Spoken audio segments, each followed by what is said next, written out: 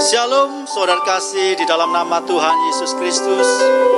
Kita bersyukur pada pagi hari ini kita boleh memuji memuliakan nama Tuhan. Kita ada sampai saat ini itu semua karena kasih dan anugerah Tuhan.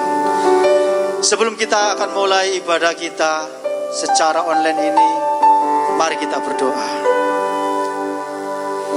Terima kasih Allah yang kami sembah di dalam nama Tuhan Yesus Kristus.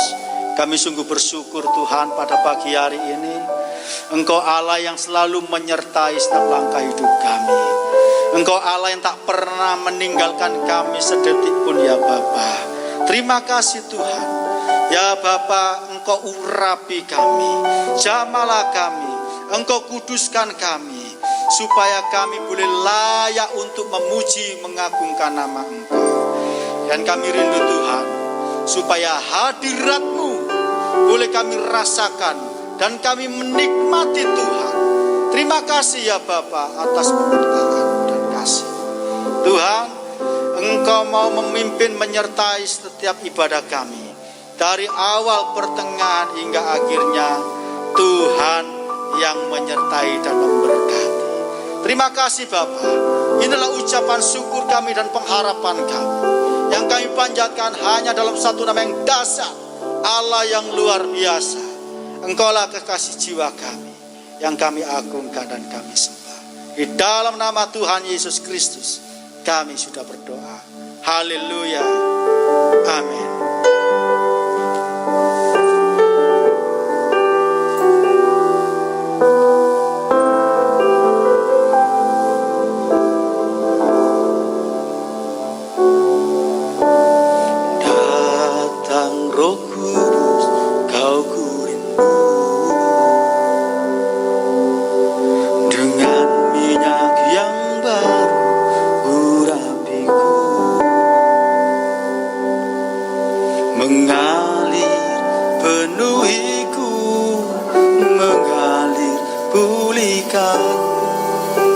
Kuasa-Mu bebaskan hidupku. Satu yang ku rindu, bersekutu denganmu. Bawaku lebih lagi tinggal di dalam-Mu, nikmati hadirat-Mu, jamalah seluruh hidupku. Urapan-Mu mengubah hidupku. Datang Roh Kudus, datang Roh Kudus, Kau ku rindu. Dengan minyak yang baru urapiku.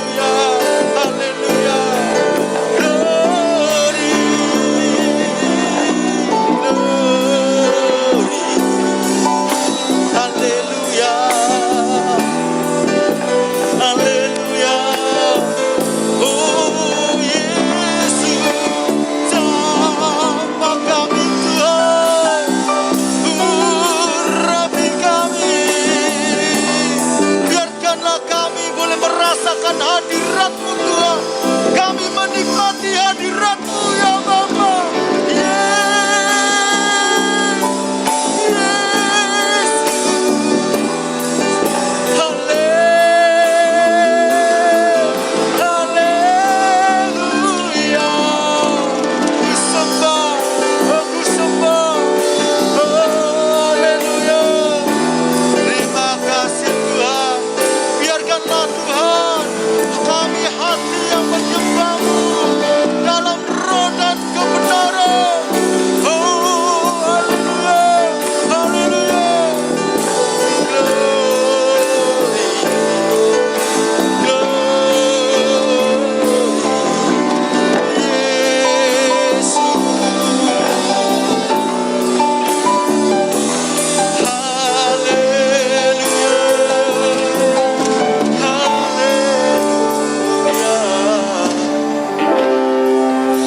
Sungguh bersyukur Tuhan, kami ada sampai saat ini, itu semua kemurahan Tuhan. Ya Tuhan Yesus, jamalah mulut kami, jamalah hati kami, supaya kami boleh merasakan hadirat-Mu Tuhan, dan kami boleh menikmati hadirat-Mu Tuhan.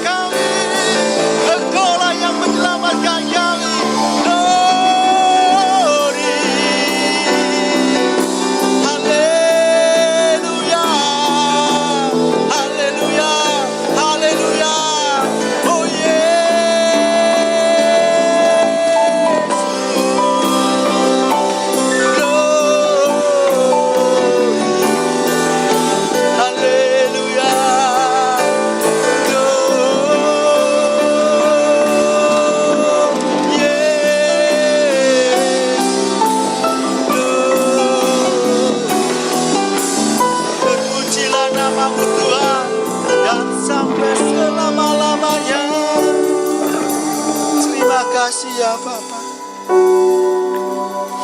kami percaya Tuhan, Roh-Mu yang hidup itu memenuhi hati kami ya Bapa. Itu memenuhi hidup kami Tuhan, dan kami percaya mengalir dalam hidup kami, dan kami akan merasa tenang bersama Engkau ya Bapa. Terima kasih Tuhan Yesus. Terima kasih Tuhan. Kami membuka hati kami, dan Engkau menjamah kami.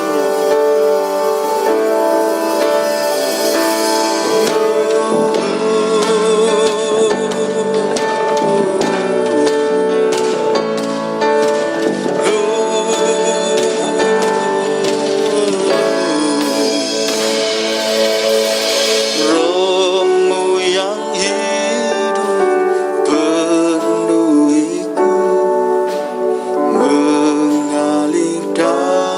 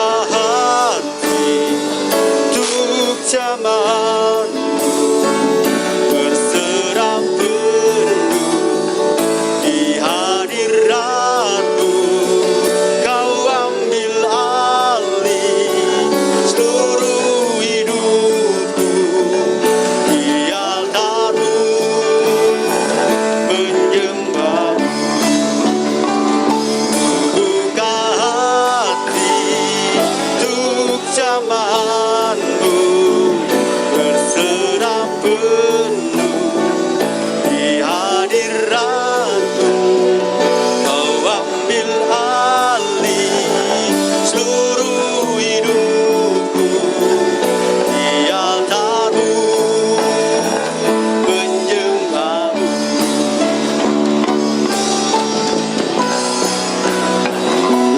Buka hati untuk zamanmu berserah penuh di hadiratmu.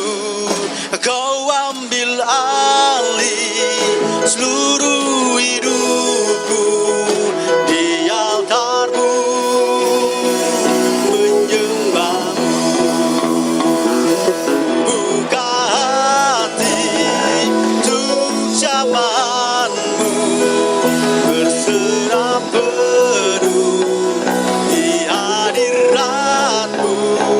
Kau ambil alih seluruh hidupku di altarmu menyembahmu.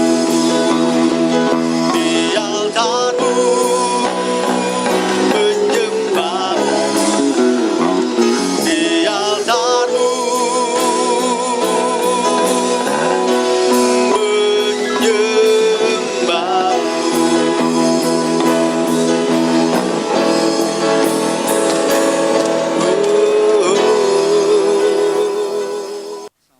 Bapa di surga, di dalam nama Tuhan Yesus, sebagai Tuhan Juru Selamat kami mempelai surgawi kami, dan oleh persekutuan Roh El Kudus, kami yakin Engkau sudah mendengar, menerima segala pujian penyembahan kami.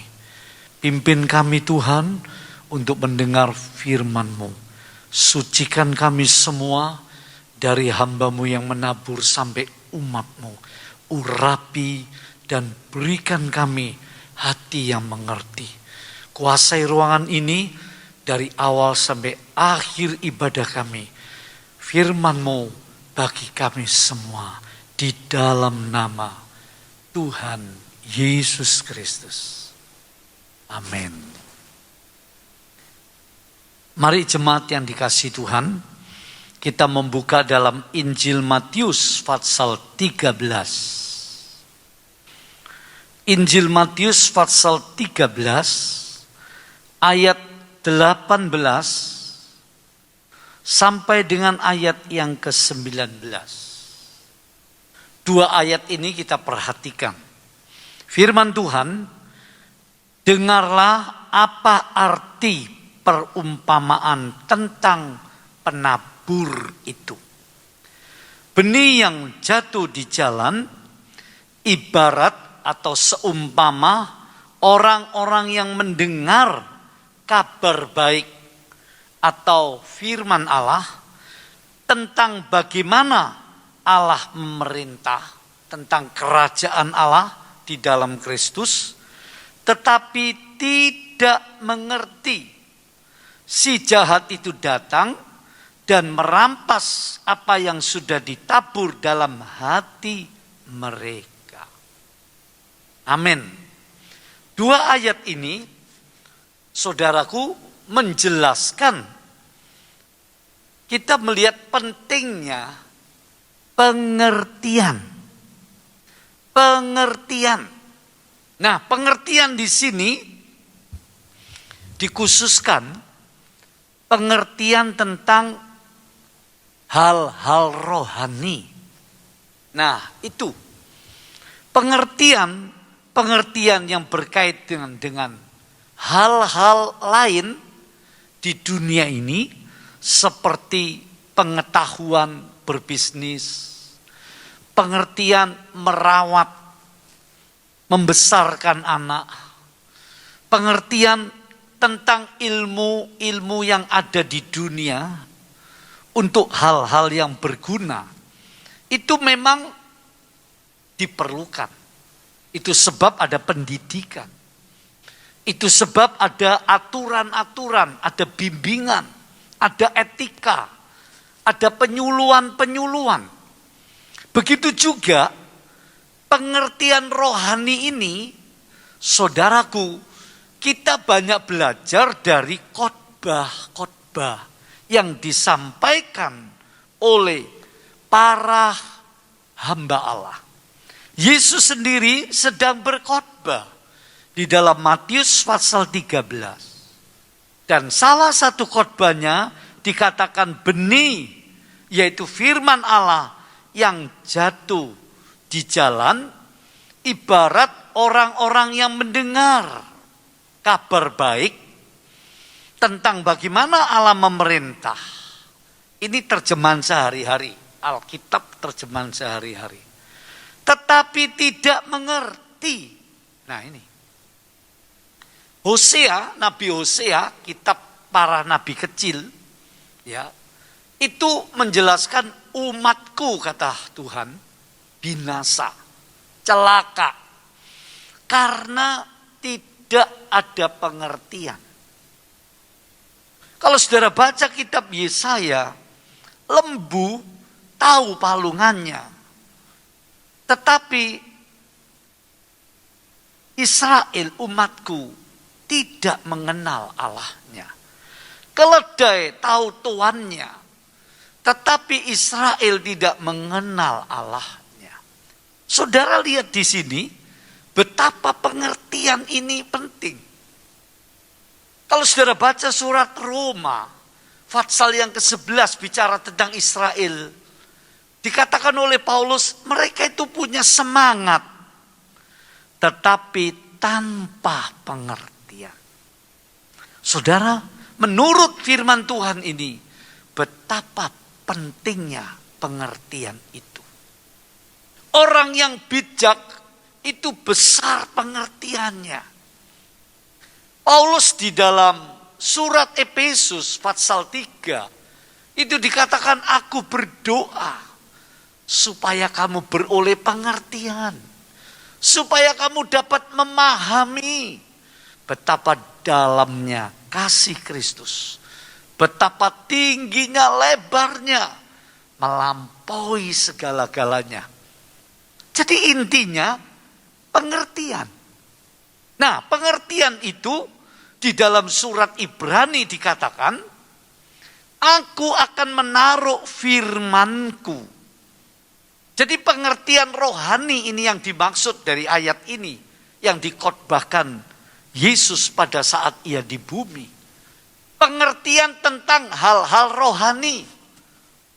Saudaraku, jadi kalau saudara dan saya berbakti pada hari Minggu, setiap minggu Tuhan itu memberi pengertian sendiri. Kalau saudara absen, maka lewatlah berkat pengertian rohani untuk minggu ini, saudara absen, lewat. Setiap hari bahkan, Tuhan ingin memberi pengertian. Haleluya. Nah, pengertian dalam surat Ibrani itu, firman Tuhan berkata begini, aku akan menanamkan firmanku di dalam pikiran dan hati mereka. Lihat, ada dua, pikiran dan hati mereka. Supaya tidak hanya menjadi pengetahuan di otak, sehingga seperti ahli-ahli Taurat, para imam-imam waktu Yesus lahir di Bethlehem, Herodes memanggil mereka, di mana raja yang baru dilahirkan itu. Wah, mereka membuka kitab Nabi Mika. Di Bethlehem, Tuanku.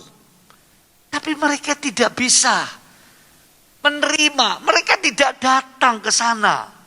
Karena mereka hanya mengerti secara otak. Mereka hanya mengerti dalam akal meluluh. Batin mereka belum mengerti. Nah, itu sebabnya butuh saudara pengertian dengan akal, pengertian di dalam batin kita. Paulus menjabarkan dalam bentuk lain. Aku berdoa dengan akalku, aku berdoa dengan rohku. Nah, saudaraku, jadi pengertian kita itu ada di dalam jiwa yang namanya pikiran. Pengertian itu juga perlu ada di dalam roh kita. Haleluya. Jadi dua-dua ini diperlukan.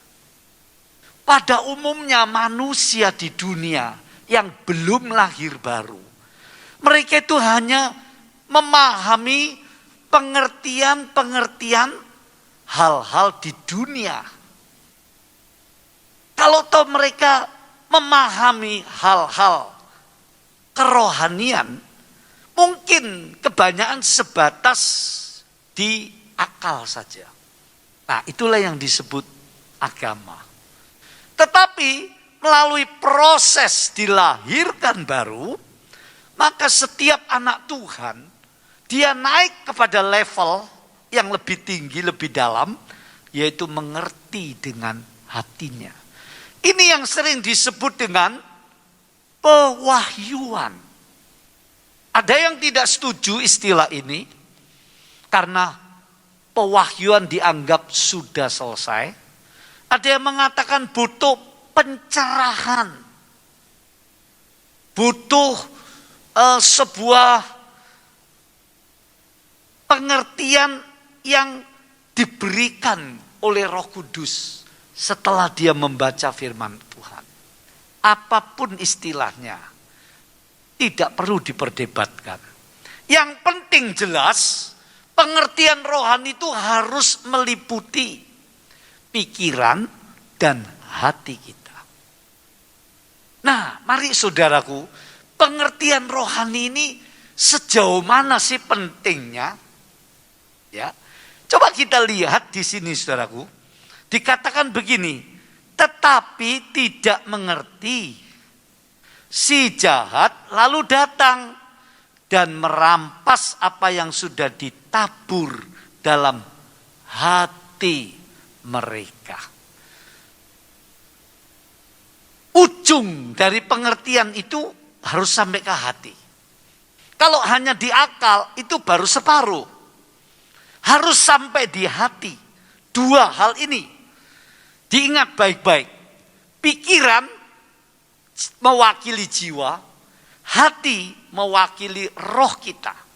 Tubuh gak ada pengertian. Ya, karena jiwa dan roh kita. Nah, apa sih pentingnya orang Kristen di zaman yang sulit ini memiliki pengertian rohani? Nah, yang pertama, saudara, dikatakan di ayat 19. Tetapi orang itu tidak mengerti, lalu si jahat, yaitu iblis, datang dan merampas, mengambil benih firman Allah itu. Apa yang sudah ditabur di dalam hatinya. Jadi, kalau tidak ada pengertian, saudara lihat, maka iblis ini dapat memutar balik. Ambil contoh yang paling klasik. Pertama kali Adam dan Hawa itu mengalami sebuah tipu daya iblis. Yang intinya, saudara, tentu banyak penafsiran, pandangan-pandangan rohani di situ. Tapi bagi saya saat ini, pengertiannya begini, saudaraku. Hawa itu diputar balik, ditipu daya pengertiannya. Iblis berkata, kalau kamu makan buah itu, kamu akan jadi seperti Allah. Saudaraku, pengertiannya ditipu daya. Begitu rupa tipu daya si jahat iblis ini sampai Hawa mempercayainya. Sampai Hawa terpengaruh. Bahkan singkat ceritanya, dia memakan buah itu, lalu dia mengajak suaminya. Jadi tersesat sekali. Sehingga dua pasang wanita pria mula-mula ini yang disebut Adam dan Hawa ini, mereka jatuh ke dalam tipu daya iblis yang membuat saudaraku banyak kerugian, kemuliaan Allah hilang dalam hidupnya. Dia terusir dari tamannya Allah, Taman Firdaus, Eden. Dia mengalami nasib sampai keturunannya. Saudara lihat. Jadi pentingnya pengertian jemaat yang dikasihi Tuhan. Kita menghadapi iblis yang lihai. Ini saya tidak bermaksud untuk membesar-besarkan iblis. Untuk kita takut kepada iblis. Bukan itu. Tetapi harus disadari, iblis itu memang makhluk yang begitu jahat. Bukan dicipta awalnya jahat, bukan. Karena dia menuruti kehendak bebasnya. Nah, di sini Allah sudah tahu bahwa memberi kepada malaikat kehendak bebas, kepada manusia kehendak bebas, itu resikonya bakal begini. Allah sudah tahu. Dan Allah memilih itu, dan dia akan menangani itu. Menangani dalam arti dia akan melalui kehendak bebas yang gagal ini, Allah akan merancang yang jauh lebih baik. Nah, bedanya waktu iblis menggunakan kehendak bebasnya, dia tidak ada yang menggoda. Karena itu dosanya tidak bisa diampuni. Tidak ada yang menggoda. Tapi Adam atau Hawa dan Adam, dimulai dari Hawa, itu karena digoda iblis. Beda ya. Sebab itu salah satu alasannya sehingga manusia ini ditebus oleh Tuhan. Nah, jemaat yang dikasihi Tuhan, sekali lagi pentingnya nomor satu di sini, mengapa harus punya pengertian rohani? Karena kita di dunia ini, selagi di dunia ini, kita menghadapi si jahat yang punya cara untuk menipu daya. Nah, di sini, kalau seseorang tidak punya pengertian firman Allah, gampang sekali iblis itu untuk menipu daya dalam kehidupannya. Melalui banyak perkara, saudaraku. Melalui banyak cara. Saudara pikir diam-diam pikiran kita itu bisa ditipu daya iblis loh. Alam pikiran kita ini setiap hari bisa jadi sasaran tipu daya iblis. Yang akhirnya mempengaruhi perasaan kita. Yang akhirnya mempengaruhi keinginan kita. Nah, seringkali kita kurang pengertian. Sampai ke dalam hati. Bahkan iblis memakai berbagai macam ajaran-ajaran yang akhir-akhir ini di zaman akhir, di fase yang paling terakhir, abad 21 ini, bermunculan isme-isme, keyakinan-keyakinan, pengajaran-pengajaran, saudara, yang bisa menyesatkan. Ini sudah merupakan gejala-gejala yang makin nyata. Karena nanti ujung-ujungnya iblis akan memakai satu oknum yang bernama antikris untuk menjadi alatnya yang begitu hebat untuk menyesatkan pengertian manusia ini tentang nilai-nilai rohani. Nah, begitu saudara.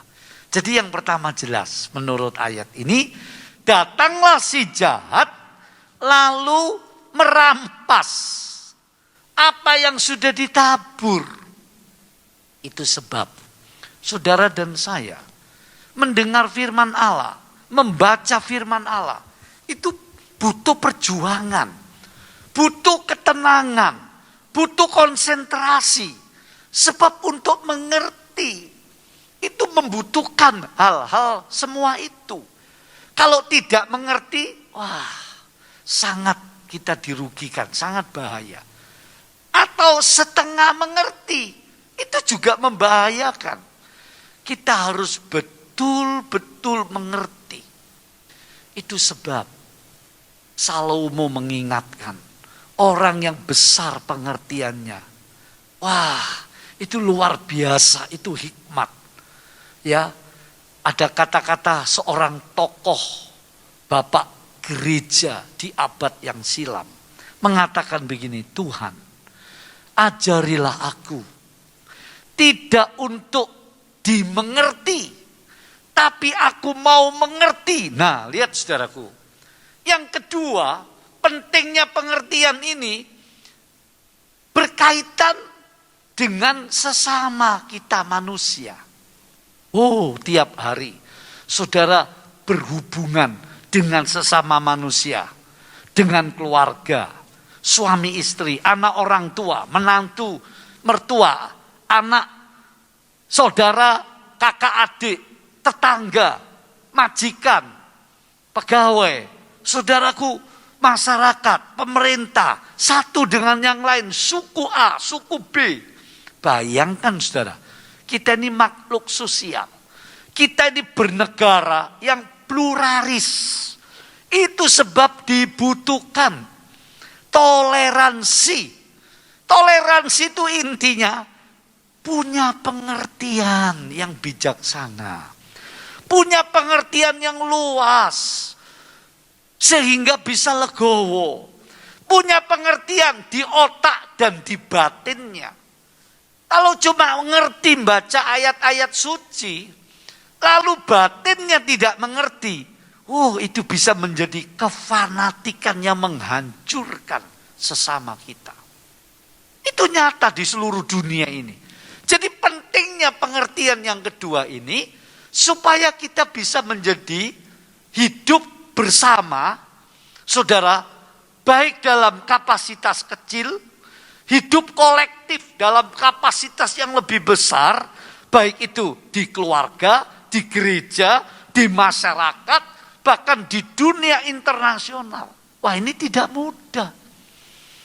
Saudaraku, saya katakan urutan pertama pengertian rohani itu nomor 1, baru ilmu-ilmu yang lain. Teologia. Theo itu dari kata theos, artinya Allah. Logia, logika. Ilmu yang mempelajari atau mau mengerti tentang Tuhan. Memang Tuhan di atas pengertian, saudara. Yaitu dengan iman. Tapi bukan berarti Tuhan itu sama sekali tidak bisa dimengerti. Pokoknya percaya aja. Enggak begitu. Saudara lihatlah ayat-ayat firman Tuhan ini. Paulus sampai berdoa 3 tahun di tanah Arab. Dia ingin mengerti apa sih bedanya Taurat dan Injil. Dia ingin mengerti mengapa agama Yahudi yang dibawa oleh Musa Taurat itu tidak bisa menyelamatkan. Oh, akhirnya dia dapat pengertian-pengertian. Mengapa bagi orang Kristen sunat itu tidak perlu lagi? Butuh pengertian. Nah, saudaraku, mari kita lihat yang kedua ini, pentingnya pengertian. Seperti doa dari seorang bapak gereja yang mengatakan, Tuhan, janganlah aku minta dimengerti. Wah, kalau orang selalu minta dimengerti, saudara, bayangkan. Dia lama-lama egoisnya makin tinggi, makin tebal. Selalu mau dimengerti, tapi kurang mau mengerti. Nah, ini yang susah. Hidup bersama orang seperti ini ribet banget. Banyak konflik, banyak salah paham, banyak gesekan. Nah, kalau saudara dan saya Tuhan izinkan menemui atau hidup bersama dengan orang-orang yang mau dimengerti tapi tidak mau mengerti, ya memang itu sebuah salib yang bisa kalau tabah, kalau bisa kita terima, itu menjadi pengasah. Saudaraku, menjadi batu asa untuk menajamkan kehidupan kita untuk lebih cemerlang di hadapan Tuhan. Nah, jadi kita lihat saudaraku. Yang kedua ini, saya ulangi doa dari seorang bapak gereja. Tetapi Tuhan, ajari aku mau mengerti. Nah, ini saudara luar biasa. Kalau orang punya hati, punya jiwa pikirannya dia mau mengerti. Indah bukan?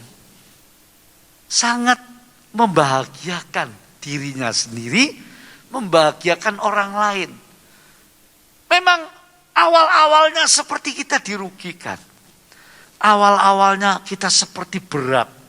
Seperti membuat jengkel, membuat pedih, dan sebagainya.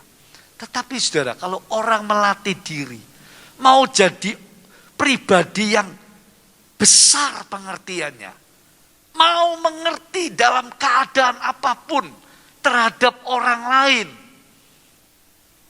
saya yakin bukan hanya dia membahagiakan dirinya sendiri, dia akan membahagiakan orang lain. Dia akan disukai oleh banyak orang. Bahkan dia akan menyenangkan hati Tuhan. Hidupnya bisa menjadi berkat. Dan seterusnya. Pagi hari ini, sudahkah saudara, kalau andaikan saudara dipengaruhi dengan ajaran-ajaran yang bertumbuh di akhir zaman, dengan tipu daya si jahat, apakah saudara sudah sanggup membedakan? Sudah sanggup memahami, oh ini bukan dari Allah. Oh ini tidak sesuai dengan firman Allah. Ayo kita terus belajar. Sebab saya ingatkan, akhir zaman akan semarak saudara ajaran-ajaran yang menyesatkan di dunia ini. Yang mengincar umat pilihan Allah. Itu goalnya si jahat. Sudahkah saudara andeka saudara bekerja di kantor, di pabrik, saudara berumah tangga, saudara bergereja, bermasyarakat. Andaikan saudara ketemu orang-orang yang membuat saudara ini kesulitan, marah, jengkel, ataupun apalagi, apakah saudara sudah siap mau menjadi orang yang tidak minta dimengerti selalu. Tapi saudara mau selalu jadi orang yang mau mengerti. Karena apa mau mengerti? Sebab saudara punya pengertian yang banyak. Saudara punya pengertian yang besar. Pengertiannya di pikiran sampai di batinnya. Ya, misalkan saudara. Saudara mungkin punya kendaraan, lalu diserempet oleh kendaraan lain. Wah, saudara mungkin merasa nggak salah, ya, merasa orang itu ugal-ugalan. Mungkin pikiran kita begitu. Akhirnya saudara coba berhenti. Orang itu bukan minta maaf, lalu orang itu malah mengajak bertengkar. Nah, kalau saudara tidak punya pengertian yang besar, saudara pasti jadi marah. Ujung-ujungnya pertengkaran. Tapi kalau saudara mikir, oh mungkin dia lagi dimarahi bosnya. Oh mungkin dia lagi ada masalah dengan keluarganya atau dengan pasangan hidupnya. Ah kasihan. Ya sudahlah, apa boleh buat. Nah, bukankah itu membantu kita menyelesaikan masalah? Saya pernah mendengar di radio Suara Surabaya. Saudara, ada bapak setir mobil, lalu singkat cerita, ada sepeda motor yang motong seenaknya. Bukan dia yang memarahi sepeda motor itu, malah pengendara sepeda motor yang maki-maki dia. Wah, dia marah saudara. Tapi karena sepeda motor bisa jalannya ya untuk lewat kanan kiri nyerobot sana langsung ngilang. Bapak ini naik mobil nggak bisa apa-apa. Dia lapor di radio Suara Surabaya. Lalu itu penyiarnya radio SSI berkata, Pak, sing waras ngalah Pak. itu kalimat cukup menarik itu. Sing waras ngalah Pak. Lalu bapak yang mengendarai mobil akhirnya reda dia. Reda kemarahannya, ya wis lah. Sing waras ngalah. Ini menunjukkan dilatih untuk memiliki pengertian. Yang ketiga sekarang. Apa sih pentingnya pengertian itu, saudaraku? Coba saudara baca di ayat Matius 13 tadi. Ayat yang ke-20. Ya tadi 18, 19, sekarang 20.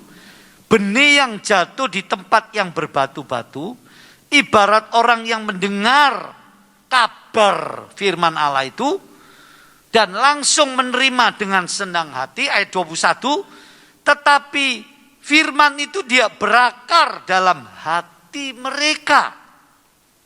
Tidak berakar, pengertiannya dangkal. Itu yang tadi saya sebut, sedikit mengerti atau setengah mengerti dengan pikirannya dan dengan hatinya.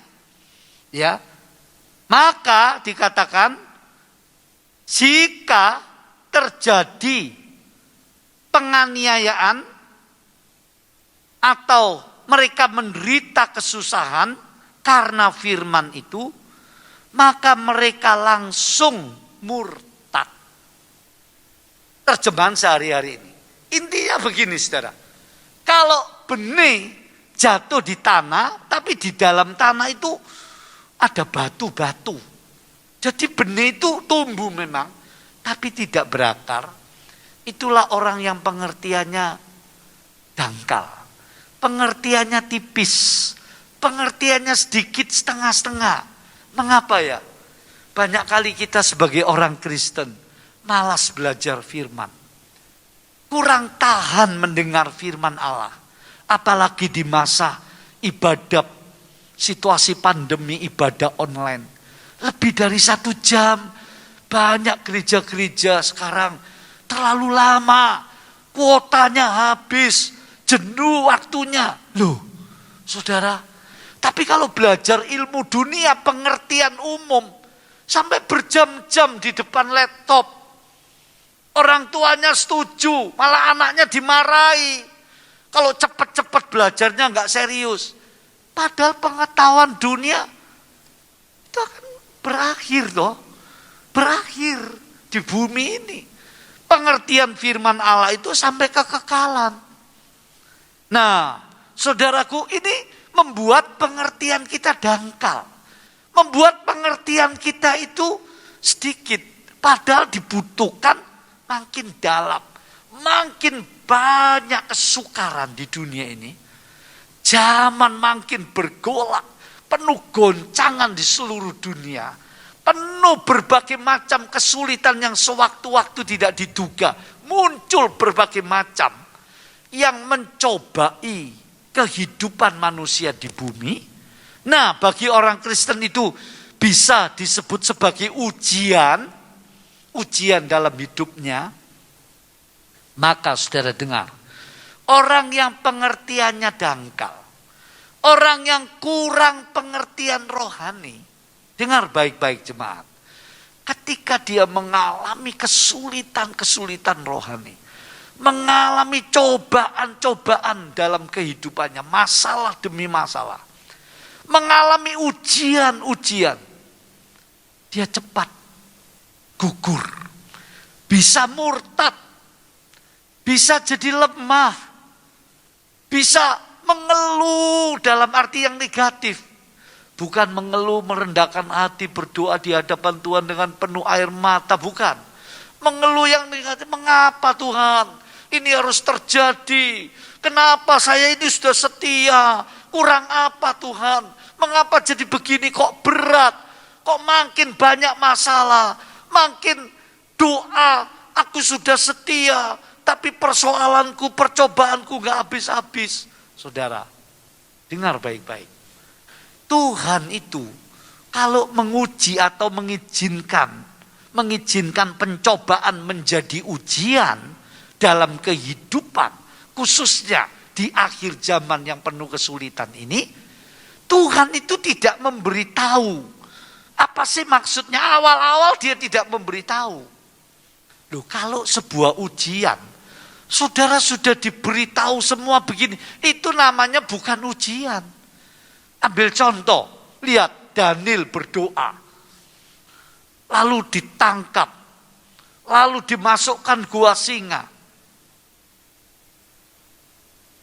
Tuhan tidak memberitahu semua itu. Termasuk Yusuf yang mengalami ujian-ujian imannya. Termasuk Ayub. Tuhan tidak memberitahu bahwa ini iblis yang meminta begini dan sebagainya. Tidak. Sampai akhirnya Ayub yang awal-awalnya itu berkata begini, segala puji bagi Tuhan. Dia tidak berbuat dosa atau dia tidak menyalahkan Tuhan dengan kata-katanya. Wah, luar biasa itu. Tapi kalau saudara baca terus kita Ayub sesudah Fatsal 3 terus, saudara akan menemukan akhirnya Ayub menyalahkan Allah.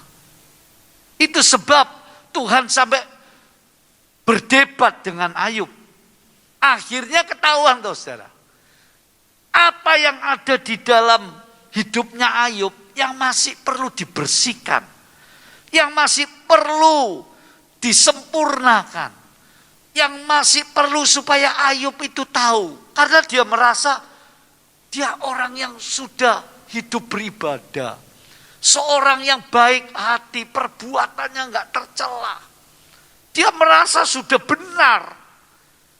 Nah, Tuhan ingin menunjukkan bahwa di dalam dirinya, di dalam lubuk hatinya yang terdalam, saudara, dia masih banyak kesombongan, masih banyak kebenaran diri sendiri. Begitu ujian itu datang, nah pelan-pelan mulai muncul itu.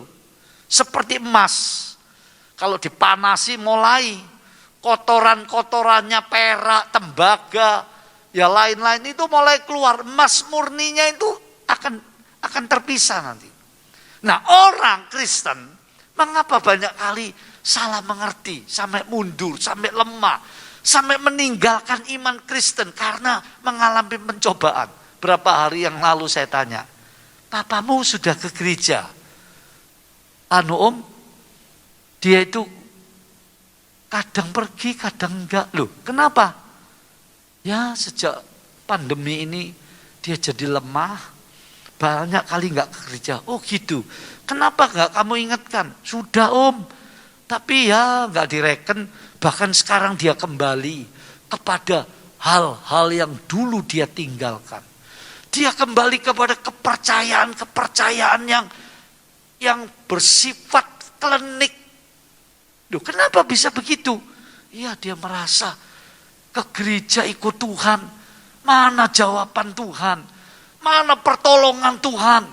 Rumahnya digadaikan, mobilnya dijual, masalah bersilih berganti. Saudara, disita bank, penghasilan tertutup, dia bingung. Nah, saudara lihat, sebenarnya intinya karena pengertiannya tidak mendalam. Kalau pengertiannya mendalam, begitu ada cobaan-cobaan berat, ada pengertian dalam pikirannya, diwahyukan, dicerahkan, diiluminasikan di dalam batinnya. Saudara, dia lebih kuat. Abraham ketika diuji, Allah tidak memberitahu apa alasannya. Dan Allah tidak memberitahu nanti ya pada akhir ujian itu, aku siapkan domba penggantinya. Itu namanya bukan ujian. Kalau ujian itu penuh rahasia. Gak ada yang tahu. Ini soalnya begini, jawabannya pikir sendiri. Cari sendiri. Nah, itu baru ujian. Begitu juga dalam kehidupan ini. Khususnya dalam kekristenan, saudara. Penting, saya ulang yang nomor 3 ini. pentingnya pengertian dalam pikiran, akal kita sampai batin kita untuk hal-hal rohani. Di poin ketiga ini, supaya saudara dan saya ketika menghadapi cobaan-cobaan yang berat dari si jahat, ketika Tuhan mengizinkan cobaan itu untuk menguji, supaya kita bisa bertahan. Ayat tadi berkata Matius 13, karena tanahnya tipis, bawahnya banyak batunya, maka benih itu memang tumbuh, tapi tidak bisa berakar dalam. Begitu kena terik matahari, kena kesusahan, kena pencobaan, apalagi kena aniaya, maka murtadlah ia. Tuh, jelas saudaraku. Yang terakhir, saya buat 4 saja. Apa sih pentingnya pengertian itu? Di dalam kehidupan kita, saudara, untuk kita anak-anak Tuhan. Supaya kita jangan sampai menjadi orang yang kerdil pengertiannya. Yang malas untuk mau mengerti. Memang membutuhkan waktu, konsentrasi, pengorbanan, belajar, rendah hati, dengar-dengaran. Supaya mengerti dengan otaknya, mengerti dengan hatinya. Yang keempat ini berkaitan dengan apa, saudara? Penyembahan. Ya, begini maksud saya. Tadi saya singgung, Paulus berkata dalam surat Korintusnya, aku berdoa dengan akalku. Aku memuji Tuhan dengan akalku. Aku memuji Tuhan dengan rohku. Saudara, kalau saudara waktu puji-pujian tadi, mungkin saudara enggak bisa nyanyiannya. Mungkin saudara enggak hafal ataupun itu nyanyian seperti baru bagi saudara. Tapi yang penting, ketika nyanyian itu dipujikan, lalu di layar HP saudara, atau di layar LCD yang saudara lihat lewat HP ataupun televisi Android Anda, maka syair rohani itu kan isinya firman, isinya pengertian-pengertian rohani. Aku memuji kebesaran-Mu. Mungkin mudah saudara. Saudara setuju Tuhan itu memang maha besar. Tapi kalau Tuhan maha besar, kok gak cepet-cepet ditolong ya sakitku? Kok malah jadi begini? Kok gak ditolong ya pekerjaanku? Kok makin berat begini? Nah, ketika kita itu antara kalimat pujian dengan kenyataan hidup yang saudara dan saya alami, kita bisa memilih. Kita bisa berkata, wah itu gak cocok ini. Atau minimal kita berkata, saya kok belum ngalami seperti itu ya. Saya gak berani nyanyi ya. Mungkin itu bukan untuk saya, kurang cocok nyanyian ini buat saya. Saudara, seringkali kita bisa menyikapi seperti itu. Padahal maksudnya pengertian itu berkaitan dengan penyembahan, pujian, penyembahan, praise and worship. Itu maksudnya begini, ketika pemimpin pujian itu menyanyikan, mengajak umat memuji sebuah pujian. Yang penting saudara itu setuju. Benar Tuhan, Engkau ajaib. Sekalipun aku belum mengalami pertolongan-Mu, aku setuju Tuhan. Engkau ajaib, Engkau besar, Engkau maha kuasa, Engkau maha tahu, Engkau peduli. Itu iman, saudara. Itu sikap worship, walaupun saudara nggak nyanyi. Daripada saudara nyanyi, asal menyanyi, pujian rohani, tapi pikiran batinmu melayang kemana-mana. Tapi kalau saudara menyetujui saja, berkata benar, aku percaya, sekalipun aku belum mengalami Tuhan. Lalu saudara ikut menyanyi, wah itu lebih bagus. Tapi kalau saudara nggak bisa nyanyiannya, nggak ikut, saudara di batin, di otak menyetujui, mengamenkan. Karena itu nggak perlu ya. Saudara amin, tidak harus itu. Kalau saudara dan saya bisa mengamenkan sendiri, wah itu lebih bagus itu. Itu menunjukkan bahwa saudara punya pengertian. Ketika syair-syair pujian, apalagi khotbah-khotbah firman Allah, di hati saudara berkata benar. benar firman-Mu Tuhan. Sekalipun pengalamanku berbeda, firman-Mu benar, aku percaya dulu. Itu yang dilakukan Petrus. Yesus berkata, Simon, mari menangkap ikan. Buang jalamu sebelah kanan. Guru, Rabi, semalam aku tidak dapat. Aku ini ahlinya tangkap ikan. Puluhan tahun sejak aku muda sampai tua begini. Aku menangkap ikan. Pengalamanku segudang soal lautan, soal ikan, soal jadi nelayan. Dada, pagi-pagi buang jalan nangkap ikan. Kalau toh dapat, wong semalaman saja seekor ikan nggak dapat, kok apalagi pagi. Tuhan itu nggak mau berdebat, saudara. Firman-Nya itu mencipta, firman-Nya itu ajaib. Tuhan berkata, buang jalamu sebelah kanan. Tinggal mau percaya, mau taat, mau menurut. Lalu Simon berkata begini, ya wis lah. Aku setuju dengan firman-Mu. Walaupun pengalamanku, kenyataan yang aku baru alami, semalam suntuk dengan teman-teman cari ikan di Danau Galilea, seekor ikan pun tidak dapat. Sebab firman-Mu, Rabi, Guru, aku membuang jalaku. Beleng. Saudara, ditarik 2 perahu ikan itu penuh. Diisi ikan dari jalan itu sampai robek semua jalannya. Wih, Petrus kaget. Itu mujizat. Itu anugerah yang ajaib. Itu kemurahan Tuhan. Itu pertolongan Tuhan di saat-saat yang sangat kritis. Sangat membutuhkan. Nah, artinya apa saudaraku? Itu dia menyetujui firman. Dia menyetujui. Nah, ketika saudara memuji Tuhan, walaupun tidak bisa di gereja, di rumah, cari ke tepuk tangan, saudara melihat syairnya, ya saudara mendengar kata-kata yang diucapkan. Ku mau cinta Yesus selamanya. Ku mau cinta Yesus selamanya.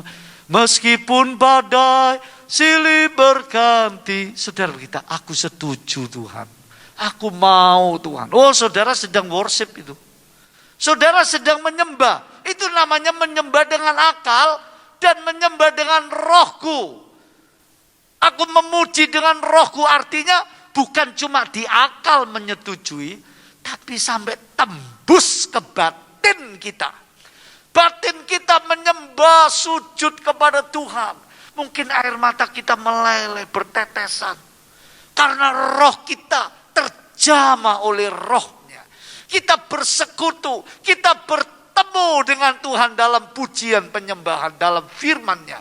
Saudaraku, nah itu gunanya pengertian. Kalau kita memuji Tuhan tanpa pengertian, apa artinya? Itu sebab Paulus berkata, tentang bahasa roh itu diatur. Paulus berkata begini, aku lebih suka hanya beberapa kata, tapi dimengerti. Daripada aku berbahasa roh, tapi tidak dimengerti. Ini bukan berarti bahasa roh tidak penting. Sangat penting. Tapi dari soal pengertian orang lain, ini ngomong apa iki ya? Kan dia sendiri yang ngerti. Rohnya dia sendiri nggak ngerti kok. Rohnya yang ngerti merasakan hadirat Tuhan.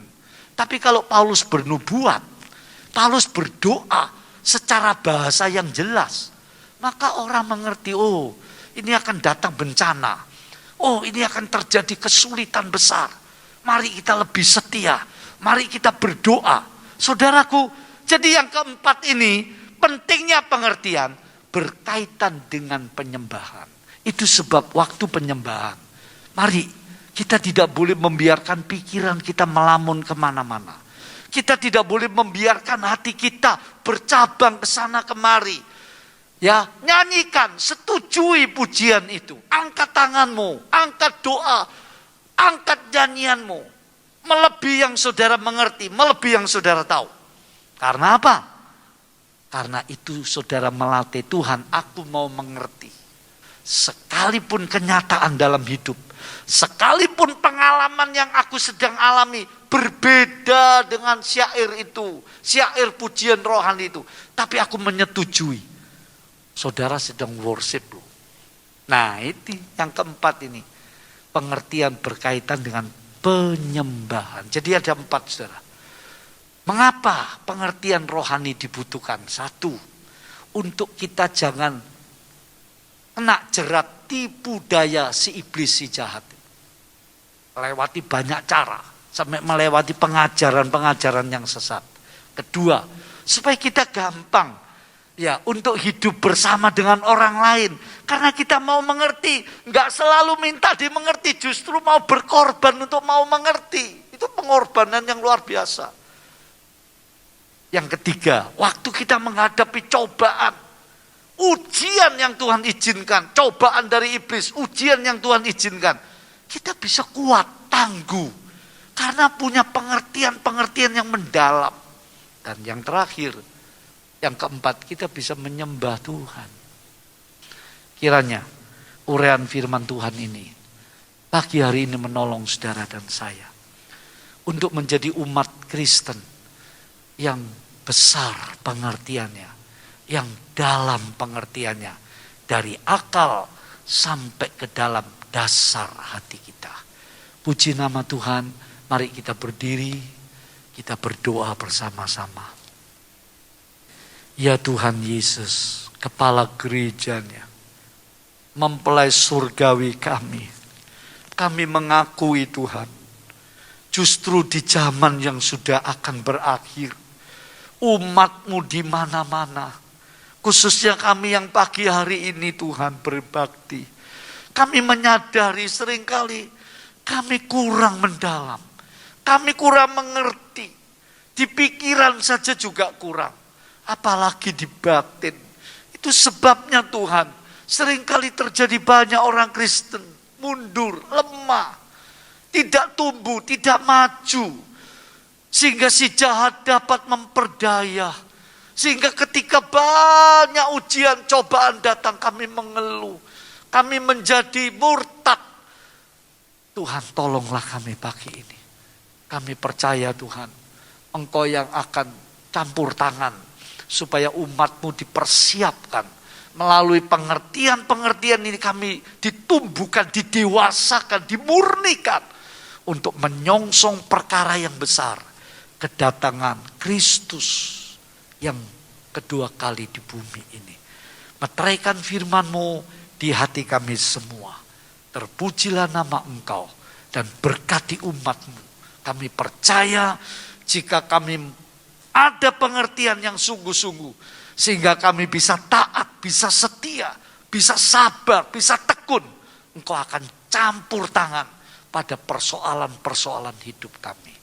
Jemaat yang dicintai Tuhan, sekarang terimalah berkat dari kasih setia Allah yang kekal, yaitu Bapa yang di surga. Korban penebusan Sang Putra, Yesus Kristus yang mengubah kutuk-kutuk menjadi berkat. Penghiburan, pertolongan, kekuatan dan pengertian yang diberikan oleh Roh Kudus lewat firman Allah. Memberkati saudara, meneguhkan saudara, menyertai saudara. Sampai zaman ini berakhir. Kristus datang kembali dalam kemuliaannya. Mempelai surgawi kami yang menjemput kami gerejanya. Puji Tuhan, haleluya, di dalam nama Tuhan Yesus Kristus. Haleluya. Amin.